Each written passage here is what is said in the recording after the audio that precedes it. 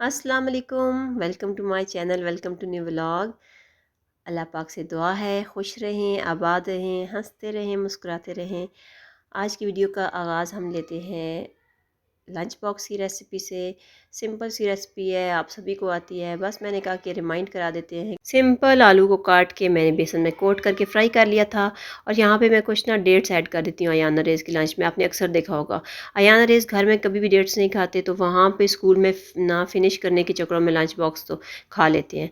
तो यहाँ पे मेरे पास थी केचप थी 4 kg का पाउच ना, तो इसको यूज़ करना बहुत ही डिफ़िकल्ट होता था, वेट काफ़ी ज़्यादा था इसका। तो अभी मैं इसको जार में भर देती हूँ। मैंने कहा लगे हाथ ये भी काम कर दूँ, क्योंकि जो काम रह जाता है ना वो फिर नेक्स्ट से नेक्स्ट पेंडिंग होता जाता है ना।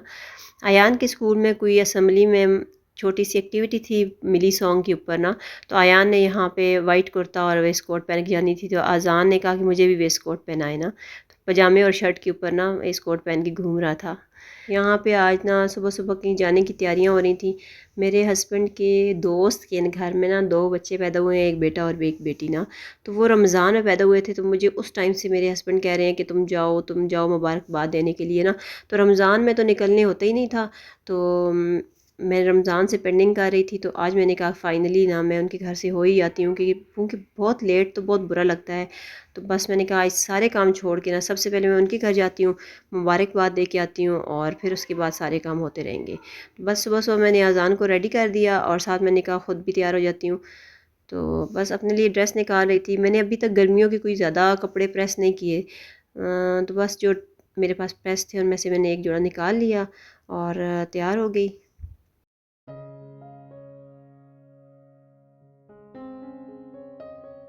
मेकअप में मुझे दो ही चीज़ें पसंद हैं, एक तो लिपस्टिक और दूसरा ब्लश ऑन। ब्लश ऑन मुझे बहुत अच्छा लगता है, क्योंकि ब्लश ऑन से आपकी बहुत ही फ्रेश सी लुक आती है फेस की। और बस यहाँ मैंने कहा सारा कुछ वाइंड अप कर देते हैं, क्योंकि अजान के आगे जब कभी भी लिपस्टिक या कोई चीज़ भी चढ़ जाए ना, तो वो कभी भी बचती नहीं है। तो रह गया था परफ्यूम, मोस्ट इम्पॉर्टेंट, जब भी कहीं जाना होता है तो ये तो फर्स्ट होता है, और लेकिन मेरा रह रहा था, तो बस मैंने लगा लिया और अब हम निकल पड़ेंगे। मैं और बाजी जाएंगी, मेरी जो बड़ी वाली नंद हैं वो। अजान यहाँ पे बैठ गया था, कहता था पप्पू नहीं आ रही मम्मा, तो मैं खड़े हो गए थक के हूँ ना, तो हम अंदर नहीं गए थे, क्योंकि हमारा इरादा था कि हम जल्दी ना घर से निकल पड़े। तो गाड़ी यहाँ पे कवर उतरा हुआ था, तो मैंने कहा कवर दे देती हूँ, क्योंकि हमने यूज़ तो उसको करना नहीं है, हम दोनों को चलाने तो आती नहीं है। बड़ी गाड़ी को चलाना मेरे लिए तो बड़ा मुश्किल है, क्योंकि मुझे इसकी ना गियर्स में बड़ी प्रॉब्लम होती है। तो इंशाल्लाह अल्लाह ने चाहा तो हम अपनी छोटी सी गाड़ी को ले लेंगे। तो कर दिया ताकि इसको ना धूप से ये ख़राब ना हो। बस मैं और अजान और बाजी निकल पड़े थे। यहाँ पे हम खेतों में से गए, शॉर्ट रास्ते से सड़क तक हमने जाना था, और यहाँ से हमें कोई कन्वेंस मिल जाए।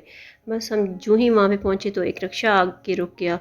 तो बस हमारा तो काम हो गया, हम रिक्शे में बैठे और बस वहाँ पहुँच के अजान तो रिक्शे में इतना हैप्पी थे ना कि मैं आपको क्या बताऊँ। बस हम उनके घर में पहुंच के थोड़ी देर बैठे, गपशप लगाई और बच्चों को मुबारकबाद दी, वहाँ से निकल पड़े। रक्शे वाले भाई को हमने बोला था कि आप भाई वेट कर लो ना थोड़ी देर। बस हम अंदर ज़्यादा हुआ तो आधा घंटा बैठेंगे और आ जाएंगे, क्योंकि यहाँ से कन्वेंस मिलना फिर मुश्किल था, हमें फिर रोड तक चल के जाना पड़ता।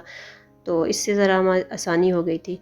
वापसी पे हमने बोला कि ना हमें फ़्रूट और मीट शॉप पे ले जाओ, वहाँ से फ़्रूट वेजिटेबल्स और मीट वगैरह ले लेंगे। तो बस यहाँ से हमने ज़रूरत की जो भी सब्ज़ियाँ और फल हमें चाहिए थे वो लिए, और मीट शॉप से मीट लिया। रास्ते में रक्शे पे जब अजान को ठंडी हवा लगी ना, तो अजान को नींद आ गई। वैसे भी ये टाइम होता है अजान के सोने का, तो बस अजान जो वापसी पे सो गया था।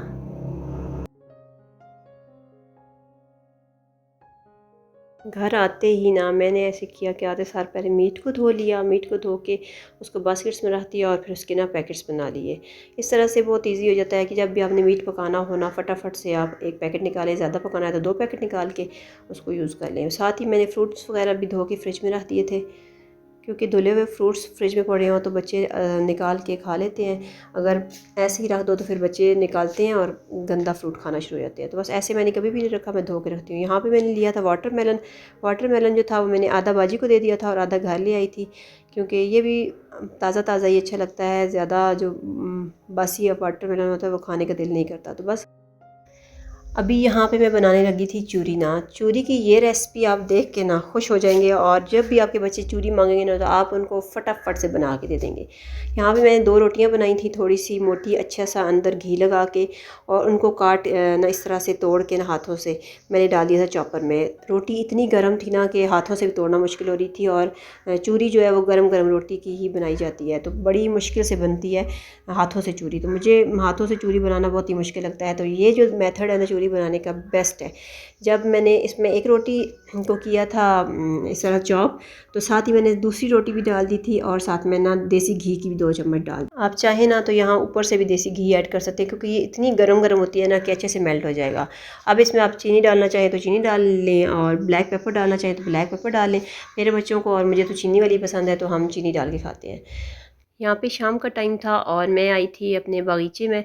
जो अब बागीचा तो कम और जंगल ज़्यादा लग रहा था, क्योंकि यहाँ पे ना धनिया और पालक वगैरह बहुत ज़्यादा बढ़ के बड़े हो गए हैं। और मैंने ख़ुद इनको इस तरह छोड़ा हुआ था, क्योंकि मैं चाह रही थी कि जो धनिया है उससे मैं इस तरह से सीड्स जो है ना वो देख सकूँ कि जिस तरह हम बाज़ार से लेते हैं सीड्स, वो किस तरह से कलेक्ट करते हैं ना। तो ये बड़ा ही वैसे मुश्किल काम है ना, इस तरह से सीड कलेक्ट करना धनिया के ऊपर से।